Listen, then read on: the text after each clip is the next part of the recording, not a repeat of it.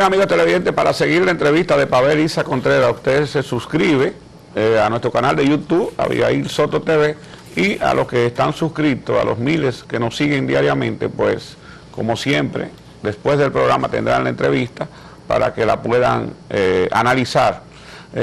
Pavel, hablabas del cuarto punto, que es el ordenamiento territorial. El ordenamiento territorial.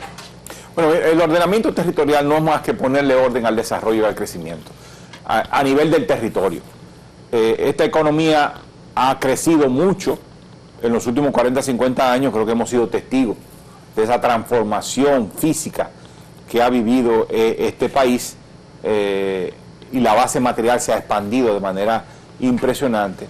Sin embargo, lo ha hecho de forma muy desordenada, muy caótica. Lo vemos en las ciudades, vemos que la agricultura, especialmente en el pasado, no tanto ahora, se expandió comiéndose recursos, tierra que estaba, o utilizando tierra que tenía más vocación de ser protegida y más ser un activo natural que un activo económico, como el caso de zonas que, digamos, parques, no parques nacionales, pero zonas que tenían más vocación forestal, por ejemplo. Es decir, la frontera agrícola se ha expandido contra la naturaleza, para poner otra cosa. La agricultura también se ha expandido, pero no, la construcción y la urbanización se ha expandido contra la agricultura. Estamos ocupando tierras agrícolas, mucha tierra agrícola, de suelos tipo clase 1, que son los más fértiles del mundo, para construir viviendas. Entonces hemos construido asentamientos humanos en el mar, en el borde de los ríos.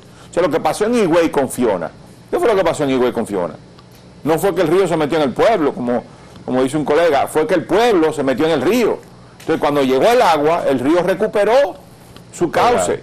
Entonces, tenemos que empezar a crecer de manera distinta y a ordenar, a reordenar y reorganizar lo que está desordenado, y lo que viene nuevo, hacerlo crecer con orden para reducir el riesgo. Entonces, ¿cómo reducimos el riesgo de inundaciones en zonas urbanas? Empecemos a reorientar las ciudades, empecemos a mover las ciudades, empecemos a respetar las cañadas y los cauces naturales. Los asentamientos humanos en la República Dominicana se han construido sobre cañadas. Entonces, cuando viene la lluvia, no nos sorprendamos de que se inunda todo, porque ahí había una cañada y el agua va a correr por ahí. Y si hay una vivienda ahí, se va a inundar. Entonces, hay que buscar lo que llaman los especialistas soluciones basadas en naturaleza. Es decir, acomodándonos nosotros a la naturaleza y no forzando a la naturaleza.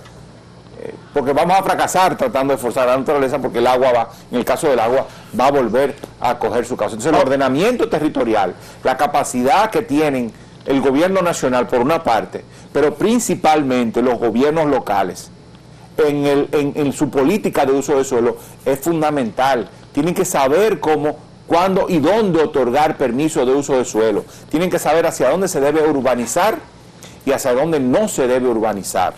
Cuáles son los recursos que hay que proteger, y tienen que saber también cuánto cobrar para no matar la iniciativa económica. Entonces, eso es ordenamiento territorial, es estar en la capacidad de saber cómo usar el suelo y cómo adoptar políticas racionales de uso del suelo que permitan a las actividades económicas florecer, pero no contra otras actividades económicas o contra la naturaleza, o generando asentamientos que al final terminan afectando la calidad de vida. Va a ser muy difícil, la intención es buena, pero mira, la enajenación de terrenos de alta capacidad productiva es normal en casi todos los pueblos del país.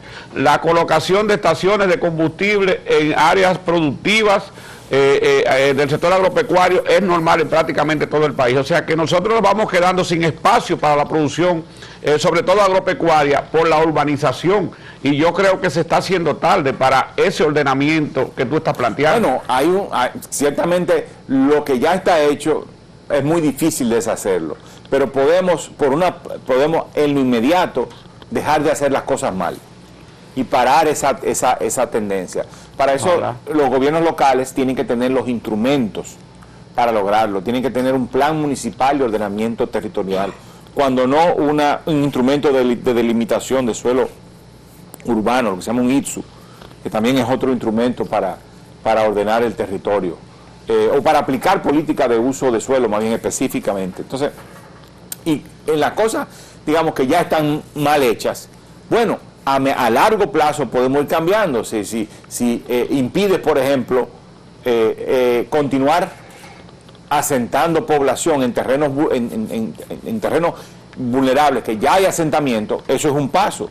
Pero luego, si tú logras impulsar la actividad como se está logrando, de construcción de vivienda, el gasto en vivienda, gasto público en vivienda ha aumentado muchísimo, pero también el gasto privado en vivienda, tú estás incrementando la oferta de vivienda, que te facilita mover a la gente de las zonas más vulnerables a zonas menos vulnerables. Mira lo que pasó con Domingo Sabio, ahí hay un ejemplo. Pasó en Gurabo, en Santiago, con el arroyo Gurabo, y ese proyecto va a seguir, ambos proyectos van a seguir desarrollándose, hay que ir moviendo a la gente de forma con adecuada. el perdón de la pregunta, yo sé que Abigail tiene hecha, pero se está enajenando también terreno de otra manera. Por ejemplo, cuando uno va para Baní, que cruza de Pizarrete, la cantidad de terreno productivo que estaba ahí, que ya está enajenada con paneles solares, es muy amplia ya son miles de metros cuadrados que están en paneles en la tierra, pero también la energía eólica está ocupando espacios productivos, o sea que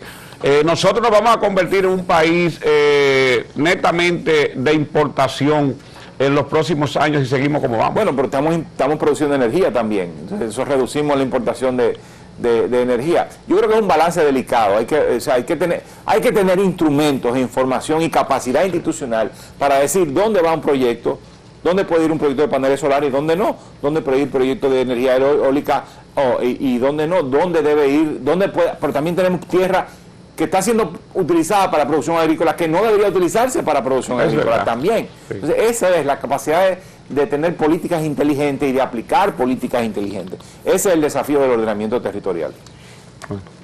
Bueno, hay una ley recién estrenada en República Dominicana sobre el ordenamiento territorial, pero me luce que los esfuerzos que sé que se hace desde el Ministerio de Economía, Planificación y Desarrollo, a través de las regionales que ha ido montando en el país,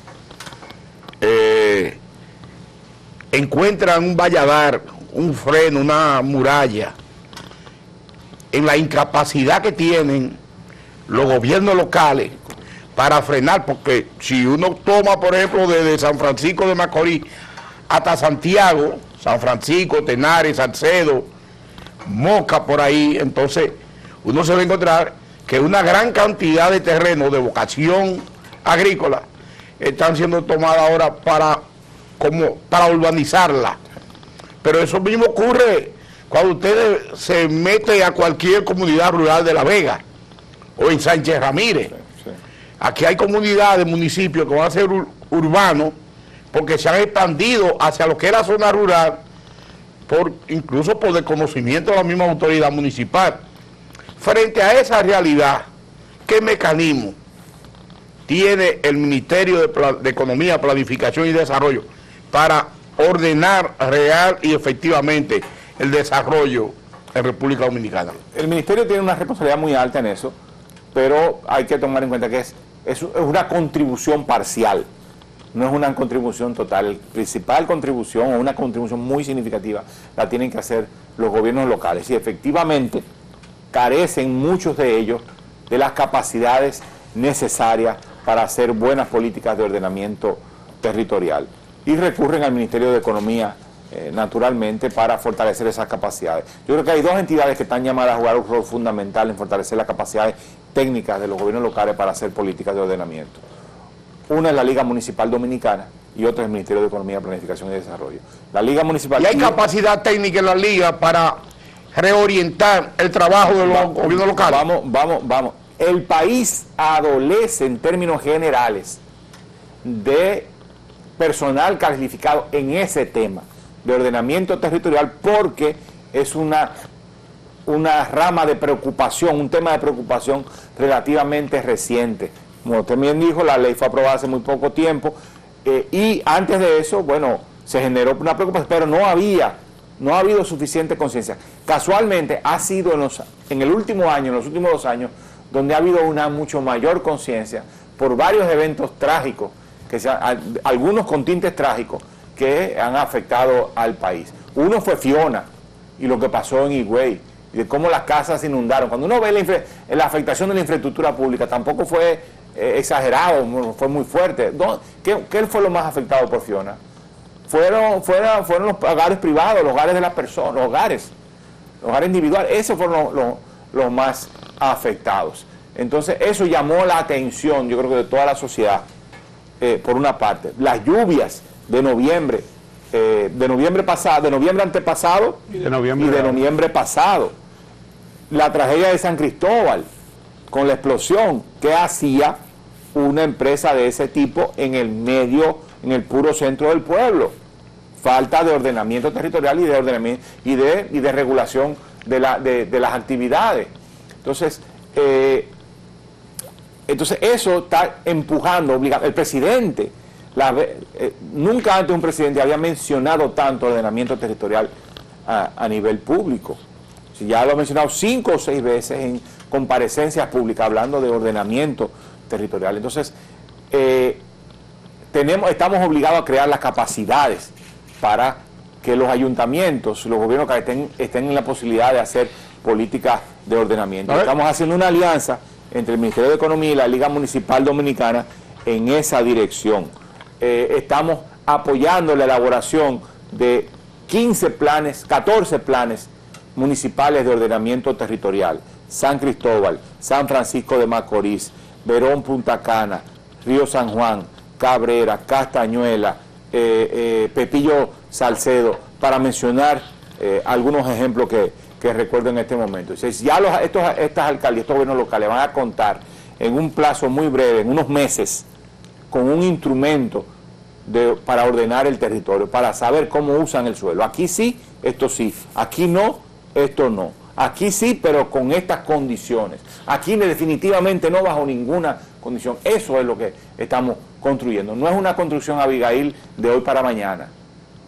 Los problemas no los hemos creado de hoy para mañana, ha sido una acumulación de décadas. Bueno, nos va a tomar mucho tiempo en ir fortaleciendo las capacidades, pero eso ha pasado en muchos otros ámbitos del quehacer de la política pública y nos reuniremos a esa responsabilidad. Usted usa una palabra clave para la pregunta mía: hemos acumulado. Desde hace mucho tiempo se ha acumulado la necesidad, según dice la oposición, o la oposición, no, economistas, vamos a hablar de economistas, de diferentes pensamientos, pero todos coinciden en que es necesaria una reforma fiscal en la República Dominicana, pero los gobiernos parece que le tienen miedo, tanto el pasado como el de ustedes. ¿Qué dice Paver de esa necesidad? ¿Estamos de verdad necesitando que los ingresos del Estado mejoren para mayor inversión en gasto de capital, mayor inversión también en gasto corriente, pero también en esos problemas sociales que el gobierno tiene que enfrentar? Sí, yo creo que el presidente lo ha dicho. El presidente ha dicho claramente que el país necesita el Estado necesita incrementar la cantidad de ingresos que percibe, y eso pasa por una reforma de la tributación, entre otras cosas. Pero también, por ejemplo, necesitamos reducir el déficit eléctrico. Si tú reduces el déficit eléctrico, habrá mucho más recursos para invertirlo en esas cosas que son imprescindibles. El país está obligado a eso. No estamos haciendo crisis, no hay una crisis que nos esté obligando, pero hay un conjunto de demandas sociales, de demandas de infraestructura, que muestran con claridad la necesidad de una reforma que eleve la capacidad del Estado de recaudar. ¿Cualquier gobierno que gane debe hacer la reforma tributaria? Creo que hay una necesidad estructural de este país de poner en capacidad al Estado de hacer frente a los desafíos de una mejor, fortalecer el sistema de salud, fortalecer el sistema de protección del medio ambiente, fortalecer la seguridad pública, la justicia, mejorar la infraestructura y reducir la demanda continua de financiamiento para cerrar la brecha entre ingresos y gastos. Siempre va a haber una brecha, siempre esa brecha va a tener que ser financiada con deuda, pero necesitamos que empezar a que esta crezca a un menor ritmo, para que presione menos los ingresos públicos. ¿Cómo puede contribuir, o si está haciendo esfuerzos, el Ministerio de Economía, Planificación y Desarrollo en mejorar la calidad de la educación desde el nivel inicial hasta el nivel universitario, sobre todo hoy, que hace una semana en Europa se ha desatado un escándalo, sobre todo en España, porque España ha descendido en cuanto a matemáticas, en cuanto a lectura comprensiva y a otras áreas. Y entonces Europa parece que se quedó rezagada, que era un referente para nosotros, y entonces ahora se está viendo hacia Corea del Sur, hacia Japón y hacia Singapur y Islandia, por los estándares en la formación del niño hasta que se convierte en profesional. Comparto la preocupación, como dije hace unos momentos, la educación es el principal desafío que tiene este país para el desarrollo económico de largo plazo. Nosotros, el Ministerio de Educación es el ministerio rector del sistema de educación preuniversitaria. El Ministerio de Educación Superior, Ciencia y Tecnología, es el ministerio que es rector de la educación, del programa de educación y de investigación, de educación superior y de investigación en la República Dominicana. Nosotros acompañamos a ambos ministerios en su proceso de discusión de sus objetivos estratégicos, de sus planes de mediano plazo de 4 años, sus planes operativos anuales. Es decir, nosotros les acompañamos y trabajamos con ellos en diseñar los planes que tienen para mejorar la calidad de la educación. Y esa calidad de la educación se mejora principalmente formando a mejores maestros y maestras. Esa es la clave de todo. Hay que transformar el aula para que el aula sea un espacio de enseñanza y de aprendizaje mucho más efectivo. ¿Y quién lleva el liderazgo en el aula? El maestro o la maestra. Entonces hay que formar, o sea, tenemos que poner todo el énfasis en eso, empujamos, es nuestra misión, empujar junto con el Ministerio de Educación en que fortalecer la calidad de los programas de formación docente.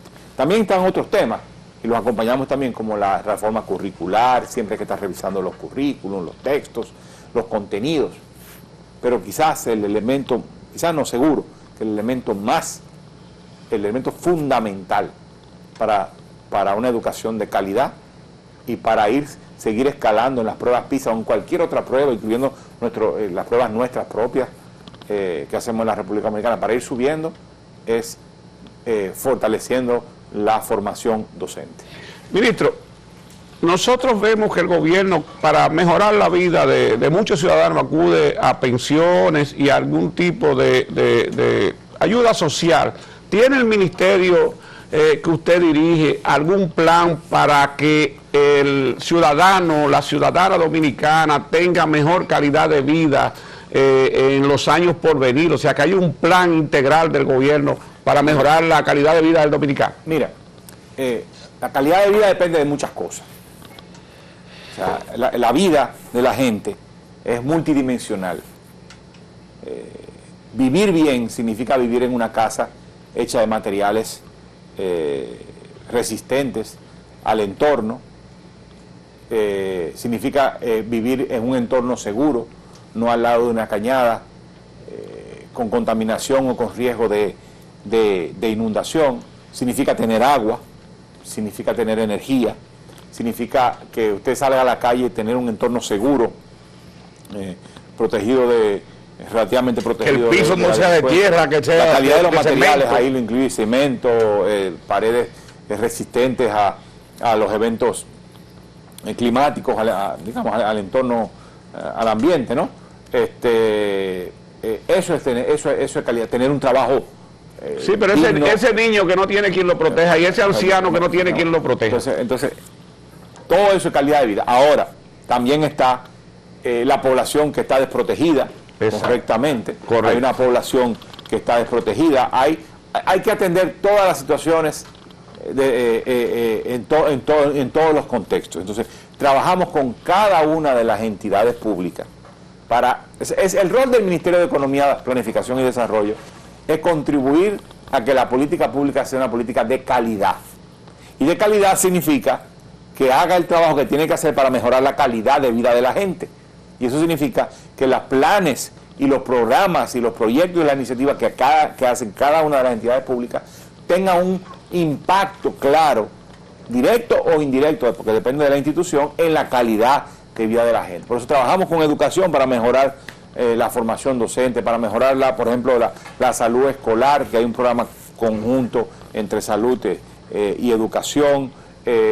Trabajamos con los programas de protección social para mejorar la focalización, el SIUBEN, que es el sistema único de beneficiarios, que es el registro de beneficiarios de los programas, es parte del Ministerio de Economía y elaboramos y trabajamos, levantamos continuamente los datos para que la focalización sea cada vez mejor, la focalización de las transferencias monetarias sean cada vez mejor, pero la idea es precisamente a largo plazo es que la población dependa cada vez menos de esta transferencia porque encuentra un trabajo que le genera los ingresos suficientes como para poder adquirir una canasta básica sin mayor dificultad, ¿no? Y pueda tener una vida digna. Acompañamos al Ministerio de Trabajo, acompañamos al Ministerio de Industria y Comercio, al Ministerio de Agricultura, para que tengan políticas que vayan transformando la agricultura, vayan transformando la industria, vayan transformando la calidad de los empleos. Nuestro rol es transversal a todas las entidades del gobierno. Nosotros no trabajamos con el público, no ponemos, yo digo siempre, no ponemos un blog, no damos una clase, no ponemos una jeringuilla.